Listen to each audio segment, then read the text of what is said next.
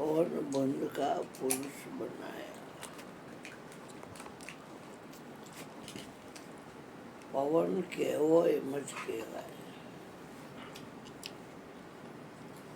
પવનની ઉત્પત્તિ રજોગુણમાંથી થઈ છે. પવન જે છે એ તત્વ છે, વાયુ તત્વ છે. વાયુ કેવો એમ કહેવાય, પવન કેવો એમ કહેવાય. મયુરભાઈ અનુતરણીમાં મનથી આ જગત ઊભું કર્યું છે. એને હલચલ માટે પવન છે અને એને ઓળખવા માટે વચન છે.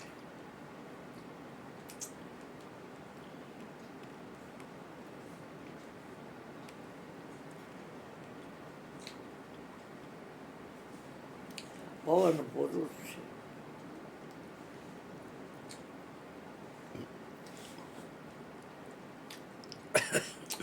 હવા કેવી કહેવાય, પણ હવા કેવો ન કહેવાય.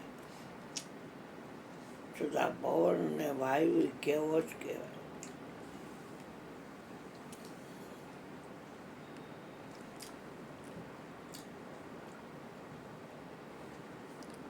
पवन बुंद का पुरुष बनाया, चेतन बुंद का संसार.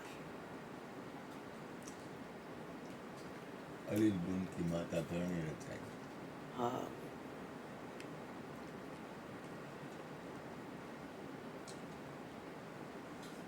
12 મહિનાના ગણિતે 1 મહિનો અટકો નીકળે છે અને એનું નામ છે મળમાસ. પછી એને શુકન આપ્યું, એ હવે આ પુરુષોત્તમ માસથી ઓળખાશે. 12 ગામ જનારા બધાય જ્યાં જ્યાં જળાશય હોય, તીર્થ હોય, ત્યાં સ્નાન કરે, નાય મંડિયું અને થાય દોંડિયું. હા, ગઈડી બાયું બધી આંબોળું જાંબોળું કરે અને પછી નાય મોંડિયું અને થાય દોંડિયું. પણ ઘરે રહ્યા હોય એ હકડીના ન હોય. કોઈ જિલ્લા ગાર્ડન ગાય અજુબલી જાય, કોઈ રેસકોર્સ જાય, લીલે ઝાડ ફરવા ગયા છે. કોઈ આથણું ગયરું લઈ જાય, કોઈ છૂંદો લઈ જાય, કોઈ થેપલા લઈ જાય, કોઈ કાંઈ લઈ જાય, કોઈ કાંઈ લઈ જાય. લ્યો લ્યો લ્યો, તમે લ્યો, તમે લ્યો, તમે લ્યો, તમે લ્યો. હા, અને રમે ને કરે ને હુએ ને કરે ને. કોઈ કેળા ખાય ને, કોઈ ઓલું ખાય ને, કોઈ ઓલું ખાય ને. હા, લીલા ઝાડ નીચે બેહે ને એ આખો મહિનો એ હાલે. સમયને જાતા વાર જરાય ન લાગે. અધિક માસ એટલે પરસોત્તમ માસ. 30 દિવસની 30 વાત આવશે. દીકરા વગરની વહુએ આવશે. દીકરો નથી ને પરસોત્તમજી પોતે દીકરો થઈને આવશે. આપણે એમાં બહુ ઊંડા નહીં ઉતરી, કેમ કે આપણે ગમે તો આત્મજ્ઞાની બ્રહ્મ બેતા સદગુના બાળક છીએ. એ ડીંડકમાં આપણે ક્યાંય ફસાય નહીં, અંધશ્રદ્ધામાં આપણે ક્યાંય ફસાય નહીં. પણ આપણા શરીરને ઝાડવું કીધું છે ને કોઈ ઝાડ છે એ બધા પૃથ્વી ઉપર આમ મોડિયાના નીચા હોય ને ઉપર હોય. આ એક જ ઝાડ એવું છે કે એના મોડિયા છે એ ઉપર છે, નીચે ફેલાવો છે. ઉર્ધ્વ મૂલમ અધઃ શાખમ અસ્વસ્થમ પ્રાહુરવ્ય છંદાસી યસ્ય પર્ણાની યસ્તમ વેદ સવેદ્વિત.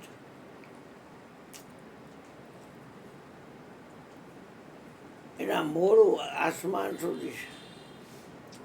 મૂળ રે પણ મૂળ છે ખરું, પણ નીચે દેખાતું નથી. એટલે એમ કહે છે ભજન, એ મૂળ રે વિનાનું કાયા ઝાડવું રે. આ મૂળ વગરનું કાયા ઝાડવું છે.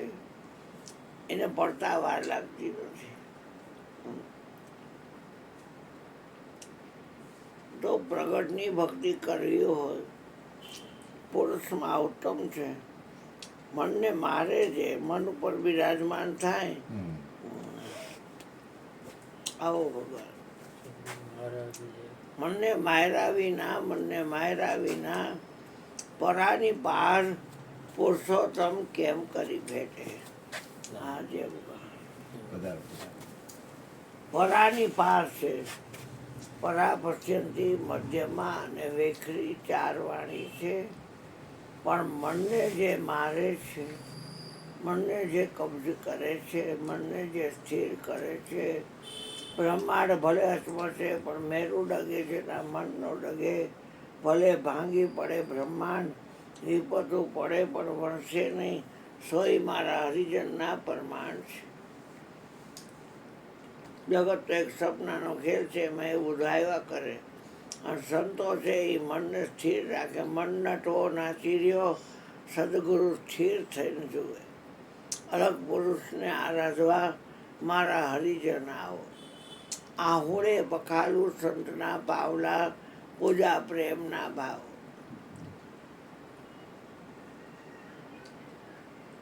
બધા દેવદેવીને વાહન છે, પણ એ નરની બલિહારી છે કે જે મનરૂપી વાહન ઉપર બિરાજી ગયો. ઘોડા ઉપર આપણે બેઠા હોય તો આપણે હલાવી એમ ઘોડું હાલે. અશ્વને લગામ, હાથીને અંકુશ અને ગઈઢા બળદિયાને નાથ. પણ હે સાંભળા, આ મન વશ કરવા તે શું સહેજું છે. તો એક સત્સંગ જ એવો છે એ જે મનને કબજે કરે છે.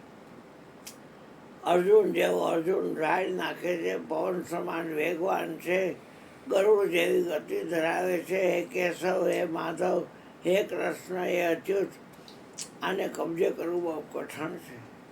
ભગવાન કે તારી વાત સાચી છે. હે ફાલ્ગુની, હે ધનંજય, હે પાર્થ, પણ અભ્યાસે કરીને વૈરાગ્ય કરી અને જરૂર એને કબજે કરી શકાય છે.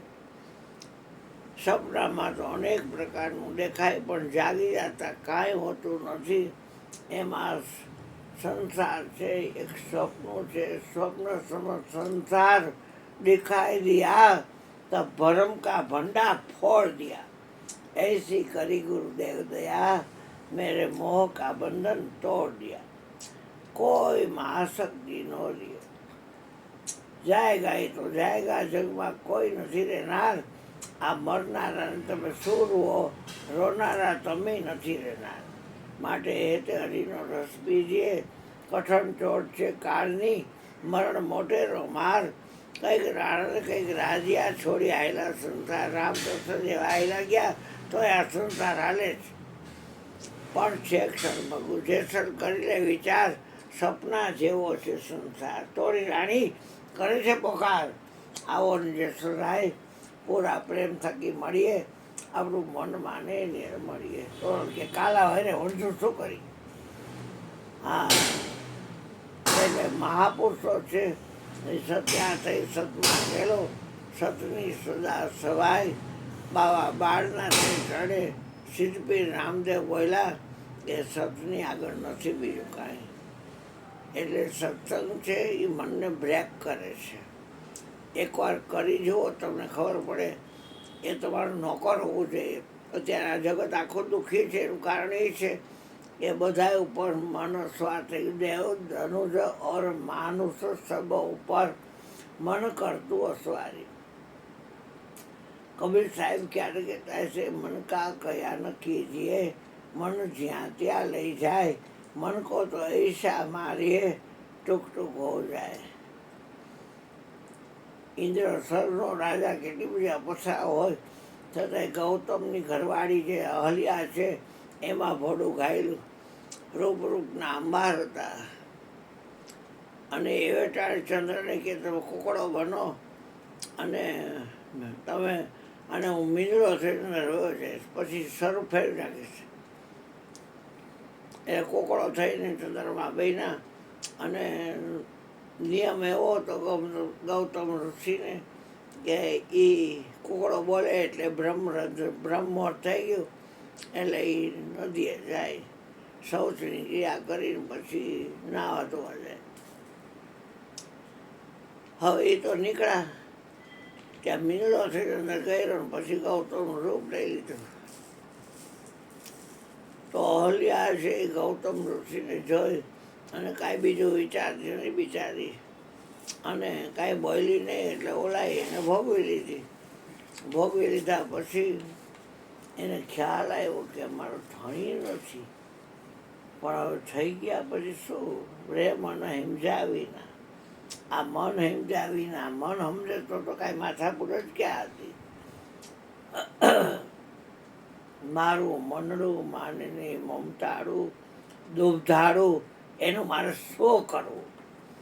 વારી વારીને વાડલામાં પૂરું છું તો પગ તળે જાય છે પરબારું. હે ગુરુજી સાયાજી, મારું મંડું માનની મમતાડું દુબધાડું એનું મારે શું કરવું? જેને મને સમજાવ્યું ને બધા મોટા થયા. મન સમજાવે એ નર મોટા. એટલે મન ઉપર બેસજો, અભ્યાસે કરી વૈરાગ્ય કરી અને એને કબજે કરી શકાય છે.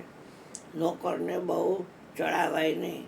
ને કરી નોકર છે ને આપણી ચોઈ તરફ ફરે ખુરશી હોય ને બેસી જાય ને આપણે એને ઓલા ખાટમાં જરૂર દે, એક ગોધન ઓલી લીલા પાટા ઓલા ખાટમાં દે. ગોધન કે હા સાહેબ, હા હા શેઠ. ઓલા ખાટમાંથી ઓલું પેન કલરનું થઈ દે તો કે હા હા શેઠ. ધીમે ધીમે કરતાં કરતાં એ શેઠિયો થઈ જાય અને ગોધન થઈ જાય ભિખારી. પછી એમ કહેતા દુકાન મારી ચાલતી થાય ઘર ભેગીને થા.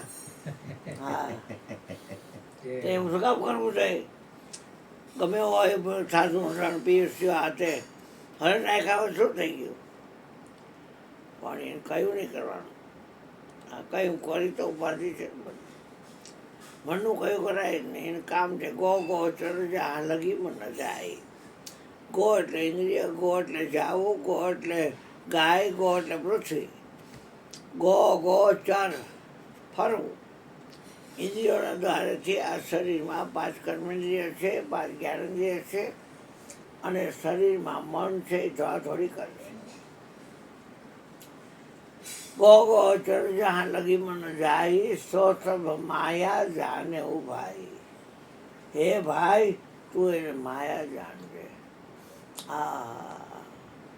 કારણ કે એ દેવતાઓ છે એ તો રાહ જોઈને ઊભા છે. રેસલિંગ લાઈનમાં ઊભા હોય અને જેમ કૂપન દઈને વારો આવે અને જે કાંઈ કોટા હોય પુરવઠ હોય મળે, એમ દેવતાઓ રાહ જોઈને ઊભા છે. દેવને દુર્લભ મનુષ્ય જન્મ અવતાર, મનુષ્ય જન્મ ધરી હરિનો ભજે તો એને લાખ વાર ધિકાર. તો દેવો તો ઈચ્છા કરે છે. એટલે આપણી જેટલી ઇન્દ્રિય રહી ને અહીંયા બધા દેવતાઓ બેઠા છે. ઇન્દ્રિય દ્વાર ઝરૂખા નાના, તહ સુર બેઠે કરી થાના. દરેક ઇન્દ્રિયના દ્વારે દેવતા બેઠા છે. આ નેત્રેન્દ્રિય કહેતા આંખ, એના દેવતા સૂર્ય છે. પછી આ ચામડીના દેવતા વાયુ છે.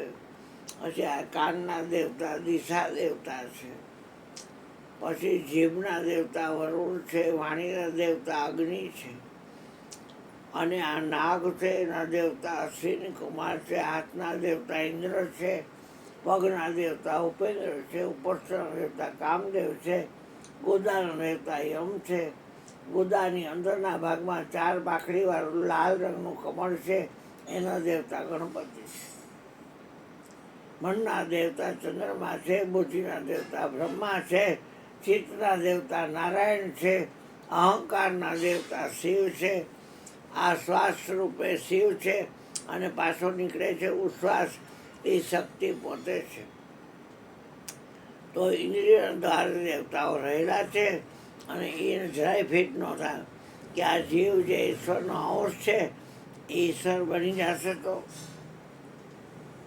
એટલે એમાં વિઘ્ન નાખે.